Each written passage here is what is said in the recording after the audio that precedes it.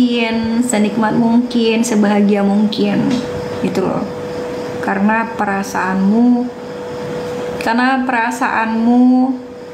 dan kenyamananmu itu gak ada campur tangan dari orang lain. Itu kata-kata hari ini ya. Gak usah pikirin kata orang, udah ikutin aja kata hati, mana yang bikin kamu senang dan nyaman. Assalamualaikum. Waalaikumsalam. Kok kata-katanya panjang banget? Cocok-cocokin aja.